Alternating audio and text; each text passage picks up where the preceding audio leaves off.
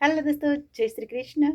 આજે થઈ ગઈ છે શ્રાવણ મહિનાની અમાસ, એટલે કે દશામાનો દિવસો. આજે દશામાનો પહેલો દિવસ છે. આજે દશામાની સ્થાપના થશે ઘરો ઘર જ સાંજે, અને આજે હરિયાળી અમાવસ્યા તરીકે ઓળખવામાં આવે છે આજની અમાસને. અને ચોમાસું ચાલુ છે. અમે તો દર વર્ષે થોડાક ઝાડ વાવીએ છીએ, જે તમે લોકો અમારા વિડીયોમાં સતત જોવો જ છો. તો તમે લોકો પણ ઝાડ વાવો, કારણ કે આ વર્ષે 45 ડિગ્રી તાપમાન સહન નહોતું થતું ઉનાળામાં. અત્યારે ચોમાસું છે ને, એટલે આપણને ઉનાળાનો અહેસાસ નહીં થતો હોય, કારણ કે અત્યારે ઠંડી ઋતુ છે અને ઠંડુ વાતાવરણ છે. પણ જે ઉનાળાની અંદર એસી વાળા લોકોને તો અહેસાસ નહીં થતો હોય કે ઉનાળો એટલે શું. પણ અમારી જેવા ખેડૂતો હોય, જે વાડીએ રહેતા હોય, ખુલ્લામાં રહેતા હોય, અને જે અમારી પથ્થર પાણાવાળો વિસ્તાર છે, એટલે જે લૂ આવે ને એ સહન ન થાય એટલી હદનો તડકો પડતો હોય છે. તો જો વિચાર કરો તમે લોકો કે અત્યારે વરસાદ આવે ને ત્યારે ઘાસ ઉગી જાય છે, સૂરજ દાદા છે એ વાદળની અંદર ઢંકાયેલા રહેશે, એટલે આપણને બહુ તાપ લાગતો નથી. બાકી જો અત્યારે દિવસ ચોખ્ખો થાય ને, સૂરજ દાદાની ઉપરથી વાદળ હટી જાય ને, એટલે તરત જ તડકો ઉનાળા જેટલો જ લાગે છે. માટે થોડોક વિચાર કરો, આગળનો વિચાર કરો. આપણા બાળકોને છાંયો મળે એ હાટું થઈને, કોઈકની હાટું થઈને નહીં, પણ આપણું ઝાડ વાવેલું આપણા બાળકને છાંયો આપશે અને આપણા બાળકને ફળ આપશે, એવો વિચાર કરી. અને હજી ચોમાસું ચાલુ છે, તો બને એટલા સરસ સરસ મસ્ત મસ્ત જે તમને ગમતા હોય એવા ફ્રૂટ વાવો, એવા ઝાડ વાવો. જેમ કે આપણા આંગણે જોવા રહ્યું ને,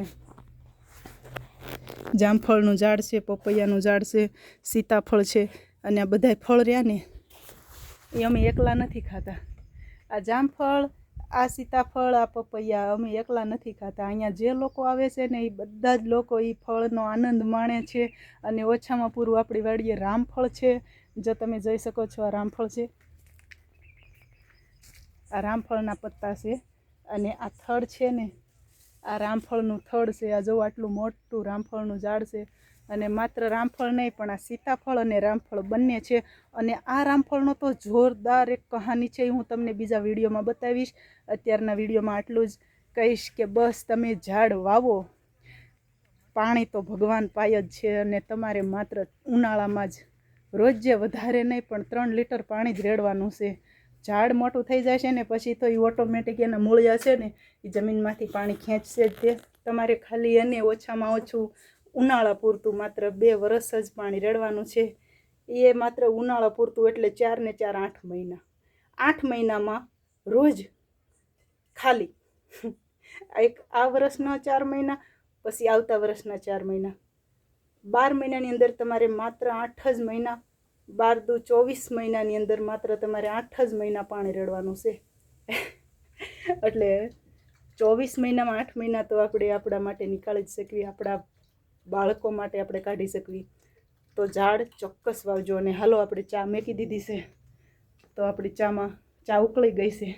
લોકો મને એમ પૂછતા હોય છે કે કૈલાસબેન, તમે આટલું કામ કરો છો ને, વિડીયો ક્યારે બનાવી લ્યો છો? તો જો અત્યારે મારે વાડીની અંદર દાળિયા છે, મજૂર છે, માંડવીને નીંદવાનું કામ ચાલુ છે. ચાવડા સાહેબ મને કે તું જા ચા મેક. જો હું ચા મેકું છું, અને એટલી વાર જોયું ને, ચા ઉકળ્યો ને, એટલી વારમાં આપણે આ વ્લોગ બની ગયો છે. તો લોકો પૂછતા હોય છે કે તું ક્યારે વિડીયો બનાવી લઈશ? તો જો આવી રીતના હું વિડીયો બનાવી લઉં છું. ઓકે, જય શ્રી કૃષ્ણ, ખુશ રહેજો.